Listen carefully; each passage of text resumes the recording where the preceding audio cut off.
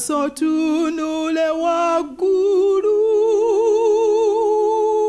kununulibwa kwaffe ffenna kusembedde.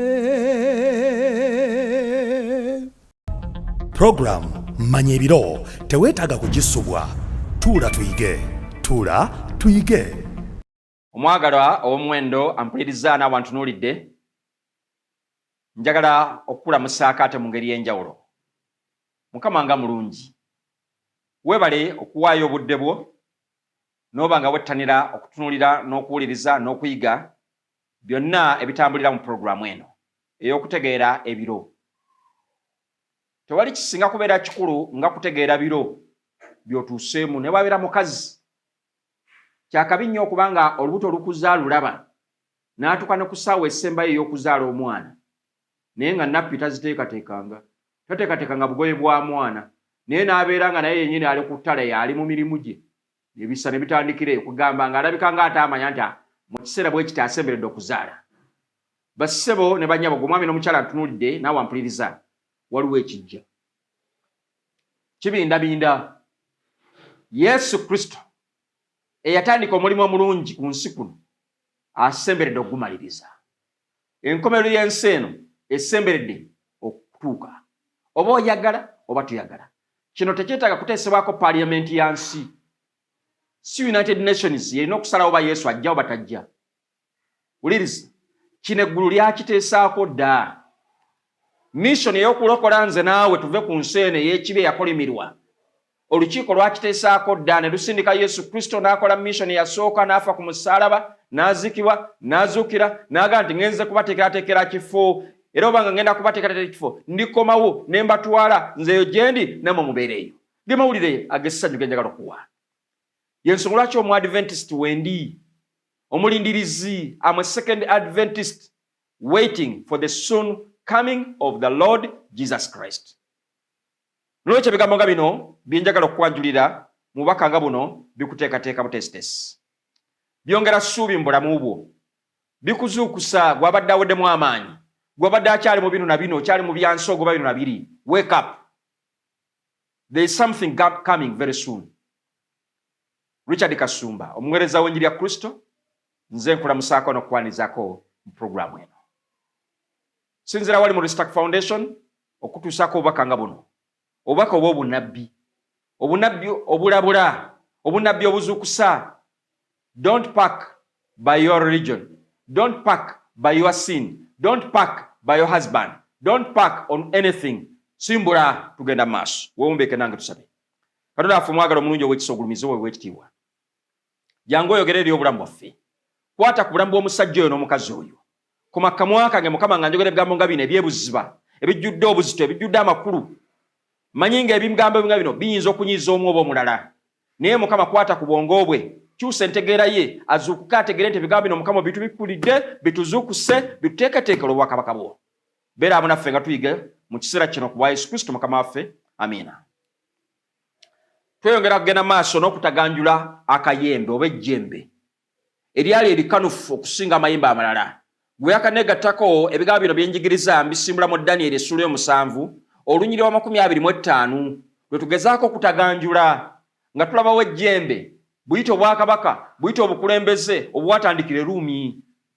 Tuzze nga tubulaba kye buzze bukola, bwasooka ne bulwanagana n'amayembe 3 bwe bwakabaka 3 ne bubusimbulawo Ostrogoth, Eruli ne Vandals bo ne bumerawo.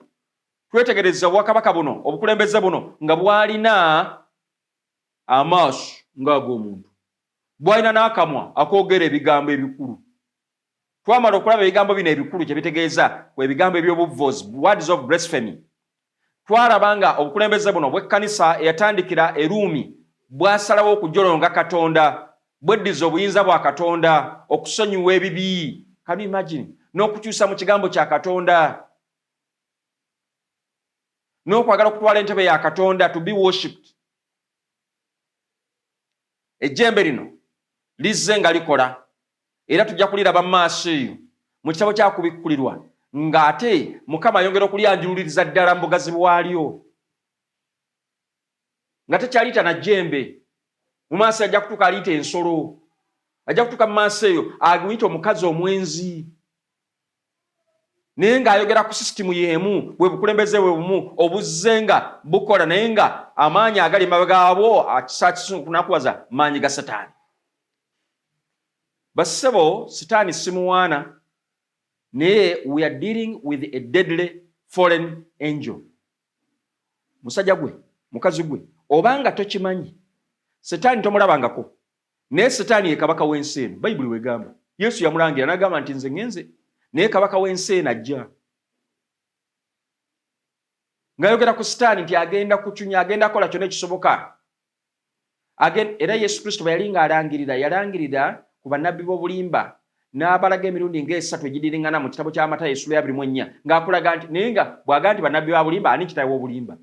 Si Setaani. Setaani agenda kukozesa enkola nnyingi naddala mu nnaku zino ezisembayo. Musomako eri mu kitabo kya Kubikkuliro essula 12 n'aga nti zisanze ensi kubanga omuliro lyomyasse gye muli ng'alina obusungu bungi ng'ate amanyi ng'alina akaseera kaki katono nnyo. Lwaki bassebo message ng'eno bwe bangeze it has come to awaken you. Ezze kuzuukusa. We are fighting an enemy. Waliwo omulabe gwe twanagaana naye nga ye Setaani. Naye nga Setaani ono azze ng'akolera mba agents abawerako. Yasooka n'ajjayo obwanga ye nga Setaani. Tujja kulaba eri mu kitabo kya Kubikkulirwa ng'ate agiyita emyoyo emibi, agiyita emizimu emibi, agiyita emizimu egiringa ebikere nga giva mu kamwa akamu mu kamwa k'ogusota. Omuzimu omulala guva mu kamwa k'ensolo.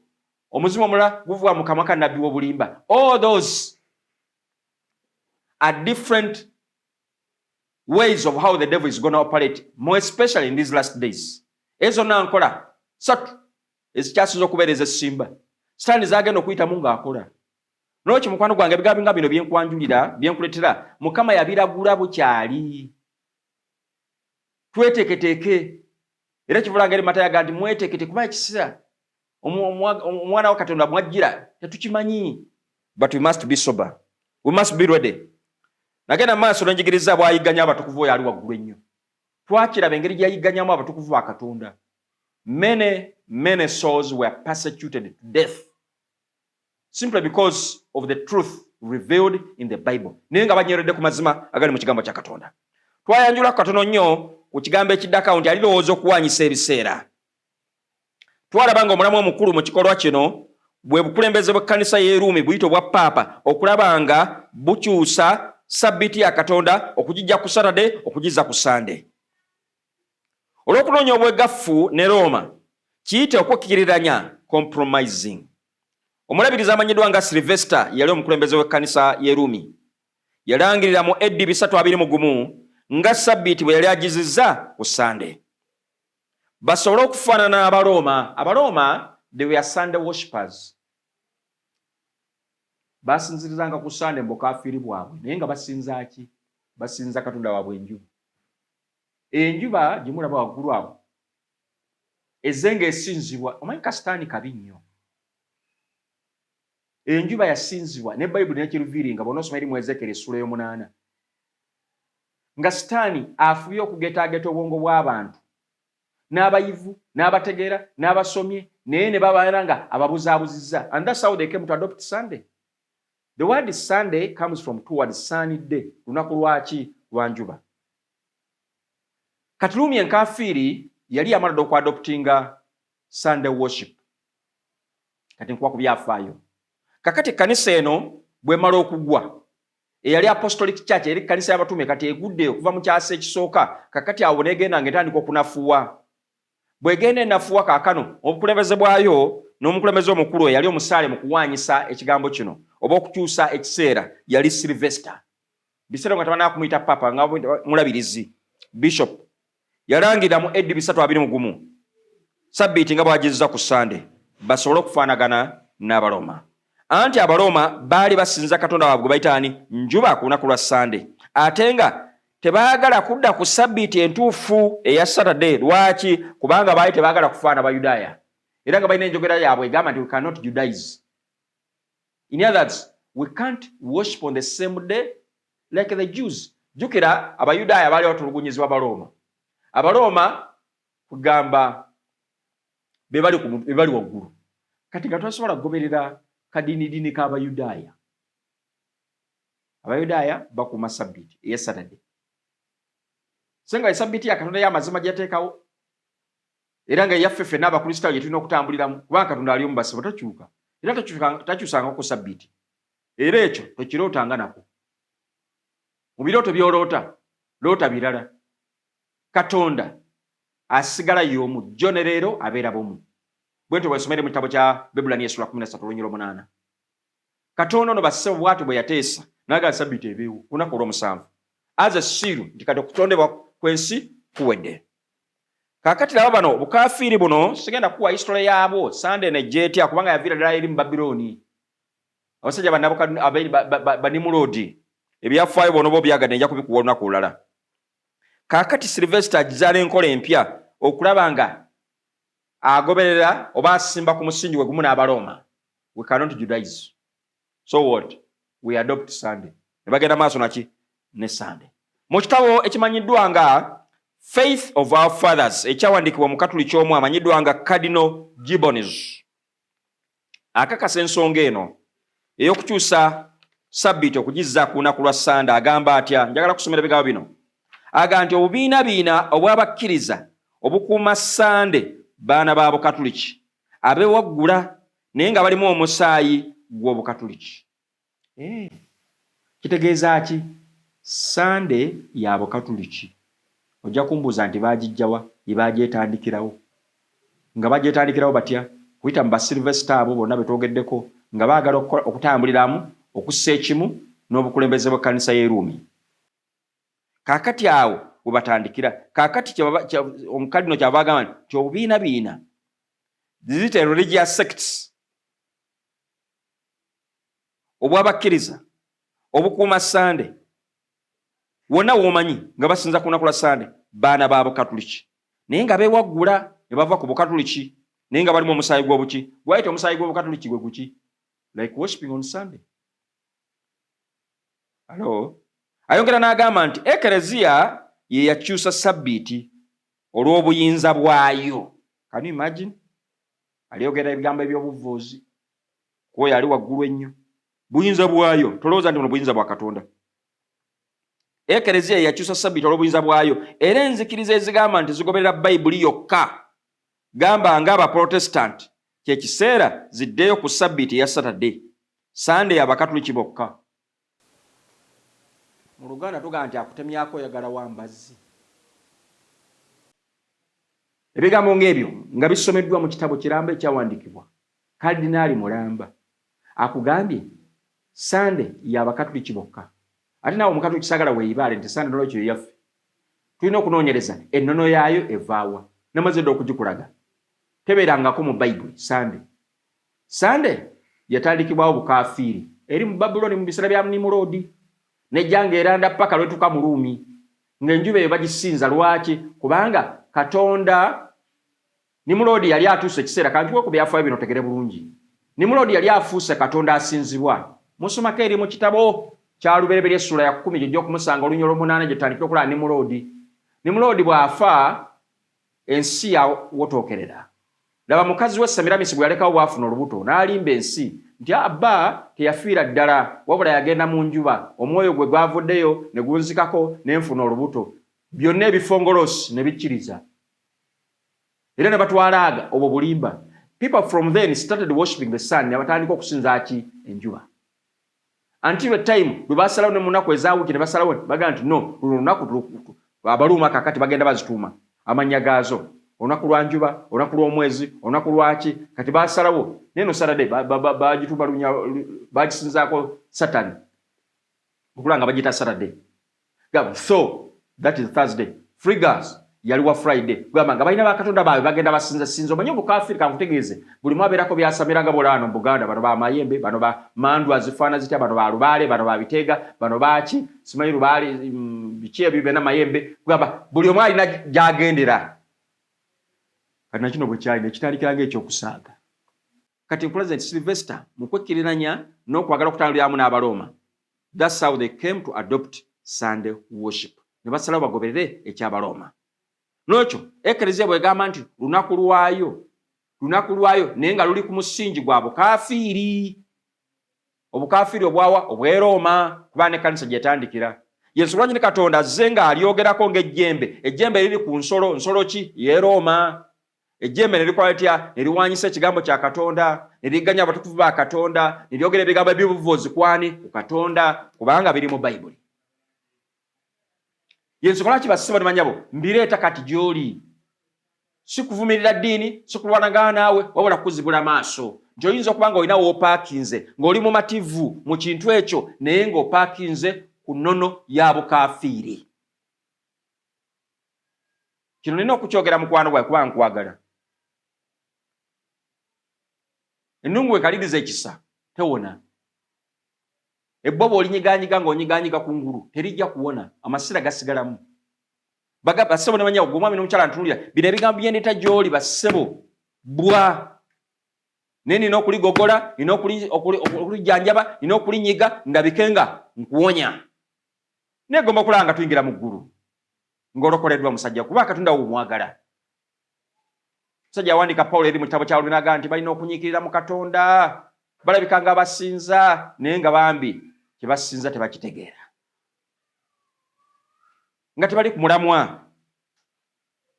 Cardinal Gibbons agambye nti Ekereziya yekyusa Sabbiiti olw'obuyinza bwayo. Era enzikiriza ezigamba nti zigoberera Bayibuli yokka, gamba nga Abaprotestanti kyekiseera ziddeyo ku Sabbiiti ya Saturday. Sunday si yaabwe. Ngamba gwe Muprotestanti bakyagana kuyita Abaprotestanti. Ngamba gwe omulokole owaawa n'owaawa. Ojja ne weebuzaabuza n'ogamba ate Sunday n'ennaku endala zonna tusinza, but Sunday olusinzirizaako mu ngeri ya njawulo, otandika na ku makya. Meaning that you adopted Sunday as a day of worship. Naye nga Mukama Katonda alina olunaku lwe luyasaawo. Mu katabo akamanyiddwa nga Musizi, akatabo kano kaafulumanga dda, nange nakalabako nga nkyali muto. Kaafulumirizibwanga kkanisa y'Abakatuliki. Kano kaafuluma mu January wa 1986. Museveni awo nga yakawamba we kaafulumira. Kannamba 364 ku lupapula lwa 26 ku mutwe ogugamba nti nnaku za wiiki. I quote, waliwo ebigambo ebigamba nti olunaku lwe tuyita olw'omukaaga edda lwayitibwanga Sabbiiti. Akatabo koogedde. Olunaku lwe tuyita olw'omukaaga edda lwayitibwanga ki? Sabbiiti. N'oluddirira nga lwa Katonda njuba. Can you imagine? Ne Musizi ajjeeyo ekigambo kye njagadde ennyo nga olunaku oluddirira olw'omukaaga lwani? Lwa Katonda njuba. Katonda w'Abaroma. Silvester lwe yasalawo ye atwale nga yegasibwamu n'obukulembeze bwawa Bweruumi. Abakristaayo baagaanibwa okuwummula ku Sabbiiti. Si kwe kuyigganya okwo. Baagaanibwa okuwummula ku ki? Ku Sabbiiti. Era n'ekitiibwa kya Sabbiiti ne bakizza ku lunaku lw'abakafiiri b'e Roma olwa Sunday. I love this statement. Kirungi n'akatabo kano nkyakalinako ka Musizi. Abaroma bwe baakyuka okufuuka Abakristaayo, listen, Abaroma bwe baakyuka okufuuka abaki? Abakristaayo, olunaku lwa Sabbiiti terwazzibwayo ku Saturday. Balulekererayo. Omanyi ekimu ku nsonga lwaki ne Sunday no baajagala okujja adoptinga. To welcome the Romans abaali basize okufuuka Abakristaayo.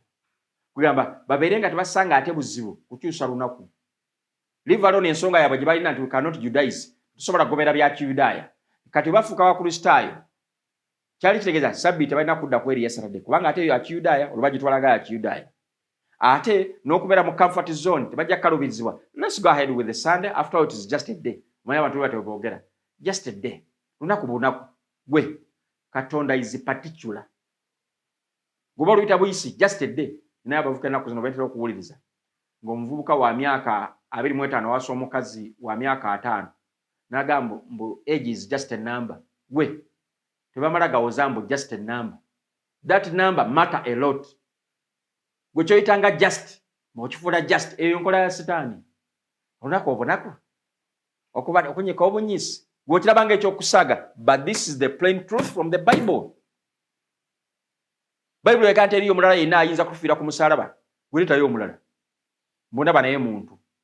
Yesu yali particular n'alaga yekka yasobola okufiira omusalaba, yali sobola ogumira omusalaba. Genda maaso owulirize. Olunaku lwe tuyita olw'omukaaga edda lwayitibwanga ki? Sabbiiti. N'oluddiira lwa Katonda ki? Njuba. Katonda wabaki? W'Abaroma. Abakristaayo baagaanibwa okuwummula ku Sabbiiti era n'ekitiibwa kya Sabbiiti ne bakiza ku lunaku lwaki? Lw'abakafiiri b'e Roma olwa Sande. Abaroma bwe baakyuka okufuka abakristaayo olunaku lwa Sabbiiti telwazzibwayo ku Saturday. Ebiga by'ensimbudde mu musizi wa 1986. Mazima gasigalawo mu kitabo Faith of Our Fathers kye kimu ekyo kyakwanibwa Cardinal Gibbons ku lupapula 1111 waliwo ekibuuzo kiga nti Ekereziya enkatolika ekkiriza nti tewali kiragiro mu Bayibuli ekyokukuza Sande? Okuddamu, oyinza okusoma Bibiliya okuva ku lubereberye okutuusa ku kubikkulirwa naye tojja kusanga wadde akanyiriri akamu akawagira okutukuza Sande. Ebyawandiikibwa biragira kutukuza olunaku lwa Saturday, olunaku ffe lwe tutatukuza. Alinga eyeewaana. Mbufe olunaku lwe tutakola ki? Lwe tutatukuza. Lwaki? Kitegeeza obujeemu buli deliberate. Mu katabo akamu akaafulumanga bakayita Catholic Mirror. Kaafulumanga 23 Septemba 1893. Ne kafulumira n'ebigambo ebirala biriko mu kitabo kye bayita The Convert's Catechism of the Catholic Doctrine ku lupapula 50. Waliwo ebigambo ebisangibwayo nga biri mu kibuuzo. Ekibuuzo, olunaku lwa Sabbiiti lwe luluwa? Okuddamu, Saturday lwe lunaku lwa Sabbiiti. Ekibuuzo, lwaki tukuuma Sande mu kifo kya Saturday? Okuddamu, tukuuma Sande mu kifo kya Saturday kubanga Ekereziya enkatolika mu lukiiko olwatula e Laodikiya lwatula ddi 364 yakyusa obukulu bwa Sabbiiti okuva ku Saturday okudda ku Sunday. Gamba nti kitalo bw'abadde awuliriza. Ekereziya mu buyinza bwayo, mu kusalawo kwayo, so si mu kuteesa kwa Katonda, yasalawo n'ekyusa. Mu Laodikiya gye baatuula 364 bajjirira. Kiki njagala okuleeta mbino? Tuli ku kanyiriri kali alirowooza okuwanyisa ebiki? Ebiseera. Biseera ki byawaanyisa? Ani ono tuzze nga tumugoba kageregere? Twamulaba ddanga bwe bukulembeze bw'ekkanisa y'Eruumi oba giyite Ekereziya oba buyite obwa Paapa. Buzze nga bwe bukola bino byonna bye tuzze tulaba. Manyi kiyinza okuba nga tekiwulika bulungi mu matuugo, tekiwooma naye ge mazima. Omanyi ne wabeera mukungu atya ng'asutamye okumugamba nti waayo osutamye, owulira nga kikaloba okukyogera naye ate bw'onoomulekererayo ajja kukunama nnyo. N'ensi ate eyongera gati musajja ne babulako engeri gye bayinza okumugamba nti wewumbeko. Naye bassebo, gwe naawe obutaswalira wamu naye sala gonna odde eri amazima ga Katonda. Kugamba akulaze nti boye baasalawo Ekereziya enkatolika olw'obuyinza bwayo obw'omu ggulu yakyusa olunaku obuyinza bwayo obw'omu ggulu ewaani? Katonda ate yakyusa bye yateekawo? Balinayo ekyawandiiko kyonna ekyava eri Katonda agamba nti kati nkyusizza? Get me any single verse from the Bible nga Katonda agamba nti Sabbiiti olw'obukulu bwayo n'olw'ensonga eno n'eno nsazeewo edde ku lunaku gundi. Okuyita mu batume bonna oba bannabbi sirinayo we nali ndusomyeko. Ekkanisa eno bassebo eya Kristo ezimbirwa ku musingi, Befeso ajogerako ku musingi be batume ne bannabbi. Kristo yennyini bwali jinjedde n'eby'oku nsonda. Did Jesus ever change the Sabbath? No. Did the apostles ever change the Sabbath? No. Did the prophets ever change the Sabbath? No. Bannabbi tebakyusa, Yesu teyakyusa, so n'abatume tebakyusa. Then ani alina obuyinza? Ne ba Peetero be baalekawo, waliwo abeekwasa ne bagamba nti Peetero ye Paapa eyasooka. Peetero yennyini talinaayo mu bbaluwa ze zewandiika 3 wagamba nti akyusizza. Nja kukusomerayo obunnabbi ate obwa Peetero yennyini obulaga nti ate waliwo abajja okujja bave ku mulamwa nga ye abalagula n'okubalagula, bave ku kigambo kya Katonda bayigirize ate obulimba obukafiiri obuwedde emirimu. Gamba nti kitalo nnyo. Ngenda maaso, bukakafu ki nti Ekereziya enkatolika obwo bwa Paapa ye bwassaawo okusinza ku Sande n'obulombolombo obulala? Nkakasa okuva mu Bayibuli yokka nti kitukakatako okukuuma Sande nga lutukuvu. Quote, tewali tteeka erifaanana lityo mu Bayibuli. Lino tteeka lya Ekereziya entukuvu enkatolika, bayongeddeko mu ekigambo ntukuvu, enkatolika yokka, kugamba tteeka lyabwe Bayibuli egamba nti jjukira okutukuza olunaku lwa Ssabbiiti. Ekereziya Enkatolika n'egamba nti nedda, olw'obuyinza bwange obw'obwa Katonda mpeze olunaku lwa Ssabbiiti era mbalagira okutukuza olunaku olusooka mu wiiki. Era weetegereze, ensi yonna ey'abagunjufu evunnamira n'obuwulize obw'ekitalo eri etteeka ly'Ekereziya Enkatolika. Etya ofiisi zonna, ensi zonna, kasita zibeera nga ofiisi za gavumenti, Sande zibeera nzigale. Ate era bagenda kwongera okukirangirira nga lunaku lwokka olw'okuwummula. Bino ebigambo bye nkuleetera mukwano gwange, njagala obitwala n'omutima omwanjulukufu. Byawandiikibwa, nja kukuwa quotations bonna b'ozaagala. You can WhatsApp me. Nja kukuweereza ebiwandiiko bino byonna. Wuliriza quotation eno njagala nnyo, eva mu Plain Talk About Protestantism. Yafulumira mu katabo ako bakamanyi nga Plain Talk About Protestantism of Today mu 1868 ku lupapula 213 agamba atya nti Abaprotestanti bwe bakuuma Sande kuba kweweebuula nga bagondera obuyinza bw'Ekereziya Enkatolika. They started protesting, batandika bawakanya. Ate bagamba nti bawakanya aye ne bakuuma Sande ng'ate Sande y'Abakatoliki kuba kweweebuula kyagamba. Gano gonna mazima gengeza kusimbulirayo. Njagala kuwaayo amazima amalala. Gano gawandiikibwa mu bbaluwa eyali eddibwamu Kadinaali omu. Yafuluma mu February ng'ennaku z'omwezi 10, 1921. Albert Smith, Chancellor of the Archdiocese of Baltimore, yali addamu ebbaluwa eno. Agamba nti singa Abaprotestant babadde bagoberera Bayibuli, bandibadde basinza Katonda ku lunaku lwa Ssabbiiti, Saturday. Bwe bakuuma Sande baba bagoberera teeka lya Ekereziya Enkatolika. Yoli? Ngwongera quotations. Eno ejjiddwa mu katabo kamanyiddwa nga The American Catholic Quarterly Review. Kaafuluma nga January 1883 ku lupapula 152 ne 139. I quote, eggwanga bwe liyisa amateeka ag'okutukuza Sande liba likkiriza nga teryeyagalidde obuyinza bw'Ekereziya Enkatolika. Baba bakkiriza tteeka lya Kereziya. Olunaku lwa Sande ng'olunaku olwayawulibwa okusinzaako Katonda omuyinza wa byonna nga tewali ulukolerako oba okusuubula lyateekebwawo Ekereziya Enkatolika yokka. Ye balisaawo tebeegaana. N'ekyo ndowooza okakasa bukakasa kiri Katonda kyeyalagula nti ejjembe oba kayita akayembe alirowooza okuwanyisa ebiki ebiseera. Kitegeeza na wano bennyini bakyewandiikirawo bennyini plain truth nti bajjeyo amazima nti bo ye baakola ki ye baakyusa. Ani yabalagira? Si Katonda. Kuba Katonda akulaze nti mu kukyusa kwabwe ne bazze bakola bayiganyiza abatukuvu bavodde Katonda, kikulaga nti Katonda si yali wamu nabo mu nkyusa y'olunaku lwa Ssabbiiti. Abaprotestanti bakkiriza Sande mu kifo kya Saturday ng'olunaku olw'okusinza nga bagoberera Ekereziya Enkatolika. Kitalo nnyo.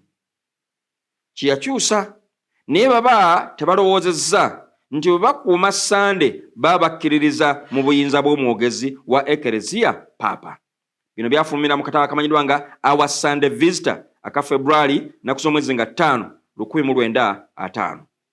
Kudiremu abawakanyi bonna babawakanya Abaprotestanti bwe banga bakkiriza Sande mu kifo kya Saturday ng'olunaku olw'okusinza baba bagoberera Ekereziya Enkatolika kiyakyusa. Naye baba tebalowoozezza ti bwe bakuuma Sande baba bakkiririza mu buyinza bw'omwogezi wa Ekereziya gwe twandiise Papa. Wongere quotation endala. Bino byawandiikibwa omusajja amanyiddwa nga Priest Brandy bwe yali nga baako byayogera mu lipooti ye ng'ali Elizabeth. Bino byafulumirwa mu mawulire agaafuluma nga March 18, 1903. Kigwanya okujjukiza abalokole nga ba Presbyterian, Baptist, Methodist n'Abakristaayo abalala nti Bayibuli terina we bawagirira okutukuza Sande. Sande yateekebwawo Ekereziya Enkatolika ey'Eruumi era abagikuuma baba bagondera tteeka lya Ekereziya Enkatolika.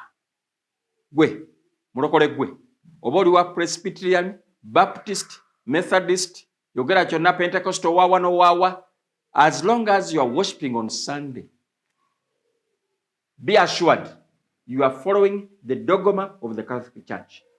You are just abiding by the law that was instituted by the church, which is Catholic. Sunday basebo tebera nko ya Katonda. Sunday yatandikira mu kafiri bwe Babylon, yiyo mulumi, yiye yingide mu kanisa ye Rumi. Era ne bakifectinga nga Bible bwe yalagula nti alidowooza okuwanyisa ebiki ebiseera. N'ekyo mukwano gwe gwampuliriza, oba oli mulokole, oba omukristaayo, oba ofaana otya, bw'obanga ogobera kigambo kya Katonda, kiriza gaana Bible tekwagira n'akatono kusinza ku lunaku lwa Sunday ng'olunaku olw'okuwummula nga Sabbiiti ya Katonda. Sabbiiti bassebo Mukama Katonda yagiwa omukisa n'agitukuza ya lunaku lwa musanvu. N'ajawula, I am always comfortable when I read the Good News Bible. Genesis chapter 2. Soma kuva ku lunyolo ky'okutuuka ku lwokusatu agamba nti he set it apart as a special day. Katonda yayawula kitukuvu. Nga bw'ali omutukuvu, ne Yesu mutukuvu, n'amateeka matukuvu, ne Sabbiiti ntukuvu. Ne Mwoyo Mutukuvu gwe njagala akulungamye otambulire mu kigambo kye nga bwe kyogera. Simanyi obanga gy'oli owuliriza. Njagala kukwotingerayo ebigambo bino bikulu. Akabonero ak'obuyinza bw'Ekereziya enkatulika mu nsi kwe kukuuma Sande. Kano kalombolombo akatali mu Bayibuli katandikibwa mu Ruumi, era bwe tussaamu ekitiibwa akalombolombo kano aka Sande tuba tuwa kitiibwa eri obwappaapa. Sande ekontanira ddala n'etteeka eryokuna erigamba nti jjukira olunaku lwa Sabbiiti okulutukuzanga. Ennaku omukaaga okolanga emirimu gyo gyonna, naye olunaku olw'omusanvu ye Sabbiiti eri Mukama Katonda wo. Olunaku olwo tolukolerangako mirimu gyo gyonna. So naawe wekka, newankubadde omwana w'omulenzi, newankubadde muwala wo, newankubadde omuddu wo, newankubadde omuzaana wo, newankubadde ebisolo byo, newankubadde munaggwanga ali obumu, kubanga mu nnaku omukaaga Mukama mwe yakolera eggulu n'ensi, ennyanja n'ebintu byonna ebirimu, n'awummulira ku lunaku olw'omusanvu. Mukama kyeyava aluwa omukisa, olunaku olw'omusanvu n'alutukuza. Kuva essula 2 olw'omunaana okukira wansi ku lw'e11 Bayibuli kyeyigiriza. N'ekyo mukwano gwange mpuliriza, njagala otegeere kalunsambulira waali. Lwaki Mukama aloosa oba ayolesa Daniel ekigambo kino nti alirowooza okuwanyisa ebiseera? Kitegeeza Mukama yali atulengeza kalunsambulira ajja maaso nti wagenda kubeera ku controversy. Waliwo olutalo lunene wakati w'amazima n'obulimba, wakati w'ani asinzibwa, oba osinza ono oba osinza ono. Now, day of the worship is a determining factor. Katonda ayawudde olunaku lw'olutukuvu lweyawa omukisa n'alwawula ku nnaku endala. The devil through his agencies ataddewo naye olunaku olulwe. Question is, whom do you worship? Senga abadde maka, omukyala n'agamba nti nze ndi mukyala Kasumba. Naye ate ng'asula wa Zebidaayo. Oyo aba akyali mukyala Kasumba. Erinnya lyange era baatugatta, nze mukyala Kasumba. Baatugatta? N'empete ntogiraba, nze mukyala Kasumba. Naye ate osula wa Zebidaayo. Oyo aba mukyala Kasumba. Okubeera mukyala Kasumba kitegeeza olina okuba ng'osula mu nnyumba yange ku kitanda kyange. Nga tusula ffenna. Toyinza gamba nti oli mukyala Kasumba ng'ate osula wa Zebidaayo. Toyinza kubanga osinza Katonda omulamu yatonda eggulu n'ensi mu nnaku omukaaga n'awummulira ku lunaku olw'omusanvu. Sabbiiti n'ajawula n'agitukuza, aye n'obeera nga ate gwe okola contrary ng'owakanya ekyo. Sifuddeyo oba oli wanzikiriza ki? Sifuddeyo oba olina Katonda mumuwulira otya? Naye check yourself. You need to examine yourself. Njagala kwogera quotations endala malirize. Obwappaapa butukakasiza ddala akabonero kaabwo kye kali. I want to give you a quotation. Tewali kubuusabuusa Ekereziya enkatolika ekkiriza nti ye yakyusa Sabbiiti okugijja ku Saturday okugizza ku Sunday. Okukyusa kuno ke kabonero, the mark. Tujja kayigako ne maaso eyo mu kubikkulirwa essula 13. Ke kabonero k'obuyinza bwayo mu bukulembeze n'eddiini. This is the mark of this authority, which is both political and religious. Bino byandikibwa Chancellor of Cardinal Gibbons. Nga wandiika ebigambo bino. I give another quotation, from the Catholic record, mu September nga 1923. Sunday kabonero kaffe ak'obuyinza. Ekereziya yeyogera. Ekereziya esukkulumye ku Bayibuli that is blasphemy, okuvoola okw'ekika ekya waggulu. Ekereziya esukkulumya ku Bayibuli era ekikakasa kino kwe kukyusa kwe yakola. Kiki yakyusa? N'ekyusa Sabbiiti. Ejja ku Saturday, ejizze ku Sunday. Can you imagine? Nabadde nsoma ku kitabo ky'Abaganda baffe ab'enzikiriza y'Ekiyisiraamu. Nina ebigambo bye naguddeko. Ne neewuunya ne binyumira nnyo ne mbyagala. Ne ngamba kigwanye mbikuleetereko. Nga ne mu kitabo kyabwe kikakasa Sabbiiti eno. Kigamba kitya Surat Yessuula ey'okuna. Akanyiriri oba olunyiriri olwa 155 gye bayita aya. Lugamba nti ne tugulumiza olusozi waggulu waabwe nga tulagaana nabo. Era ne tubagamba nti muyingire mu mulyango n'obuwulize. Era ne tubagamba nti temujeemeranga bya Sabbiiti. Era ne tubajjako endagaano enkakafu. Qur'ani egambye nti bw'ojeemera ebya Sabbiiti oba oggyibwako ndagaano enkakafu eyani eya Katonda. Mu surati ey'omusanvu aya 164 quotation endala yiino njijjayo mu Qur'ani. Najjagadde nnyo surati ey'omusanvu aya 164 era babuuze ebyafa ku kibuga ekyo ekyali kiri ku nnyanja awo bavoola Sabbiiti. Bano bavoola Sabbiiti batya? Ng'ebyennyanja byabwe bibajjidde ku lunaku lwa Sabbiiti yaabwe ne birabikira ne kungulu ku mazzi so nga ku lunaku lwe bataabanga mu Sabbiiti tebyabajjiranga. Bwe tutyo nno twabagezesa kubanga baali bajeemu. Akoboka wulidde. Mukama yagala abagezesa alabe bali serious kyenkanawa. Gw'omagala mpuliriza naawe Omusiraamu kino kikuzingiramu. Sabbiiti y'abantu bonna. Era Makka eri essula ey'okubiri olunywa 27. Sabbiiti yabaawo ku lwa muntu. The Sabbath was made for the good of man. Katonda okugissawo bassebo teyagiterawo Bayudaaya. Adamu yali mu Yudaaya. Nsoma Bayibuli yange ndi Yesu Kristo Sabbiiti yagitambuliramu. Abantu baagitambuliramu. Regardless of your religious background. Bino tebyetagamu ddiini yo. Kasi obeera ng'oli muntu yatondebwa mu kifaananyi kya Katonda. Mukama akwagala otambule ng'ekigambo kye bwe kiri. Friday si ebeerako Jjuma y'Abaganda baffe Abasiraamu. Eyo nayo ebeera Jjuma. Tebeerangako Sabbiiti. Era bw'osomere mu surati ey'enkaaga mu ebbiri olunyiriri lw'ekkumi n'olw'ekkumi agamba nti abange mmwe abakkiriza bw'ekoowa olw'essaala ku lunaku lwa Jjuma kale musitukiremu mugende mutendereze Katonda era muleke ebyamaguzi. Ekyo kye kisinga obulungi gye muli singa mubadde mumanyi. Kale essaala bweggwanga olwo musaasaane mu nsi munoonye emikisa gya Katonda mulyoke muganyulwe. Eyo Qur'ani yo bw'egamba. Surati ey'ekumi-n'omukaaga 125 olunyiriri. Mazima ekibazo kya Sabbiiti kyateekebwateekebwa ku abo bokka abaayawukana ku yo. Era ddala Mukama aliramula wakati waabwe ku lunaku olw'okuzuukira mu ebyo bye baayawukanangamu. Okawuliddeako? Olunaku lwa Sabbiiti bassebo lwateekebwawo lutukuvu era agambe nti mazima ekibonerezo kya Sabbiiti kyateekebwa ku abo bokka abaayawukana ku yo. Gwe Omuyisiraamu mukwano gwange mpuliriza bino ebigambo bibyo. Ngamba gwe Omukatuliki, ngamba gwe Omuyisiraamu, ngamba gwe Omuprotestanti, ngamba gwe Omulokole. Bw'obanga oyawukana ku Sabbiiti ya Katonda ey'amazima, you are only condemning yourself. Weesalira wekka omusango. Kibonerezo kikulinze. Mu tafsiri buyite bu footnotes. Nabwagala nnyo nabusanga mu Qur'an ey'Abahamadiya ku lupapula 3:11 agamba ati obukristaayo obuliwo kati bugoberera enzikiriza y'abakaafiri ab'edda. Bwagwa dda. Enzikiriza y'abatakkiriza ab'edda abaasinzanga enjuba ye yakoppebwa. Olaba ke nagambyeko ke twasomyeko ne mu musizi. N'efuulibwa enzikiriza y'abakristaayo eriwo kati era n'ensinza yaabwe y'emu.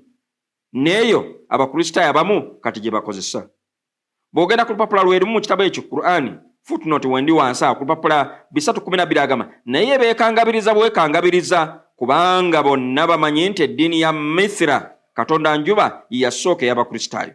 Kale ate baakopa batya enzikiriza yaabwe? Wabula abakristaayo be baakopa enzikiriza y'abakaafiri ne bakyusa n'olunaku lwa Sabbiiti ne balujja ku Saturday ne balufuula Sunday olunaku lwa Katonda njuba.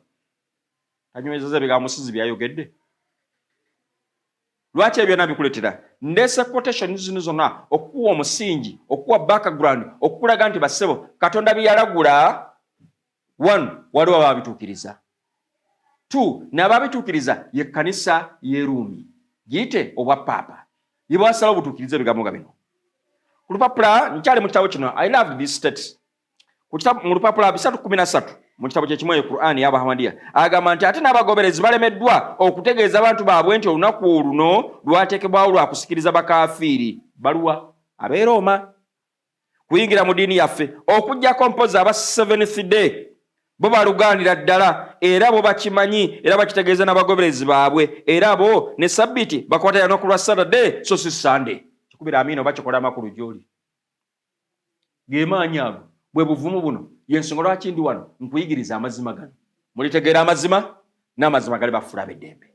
Omwami n'omukyala gwantunulidde nawe wampuliriza. Lwaki amazima gano gazanyisa? Simanyi oba lwaki oyagala okutengejjera obwereere ng'osinza naye nga by'osinza osinza bwereere.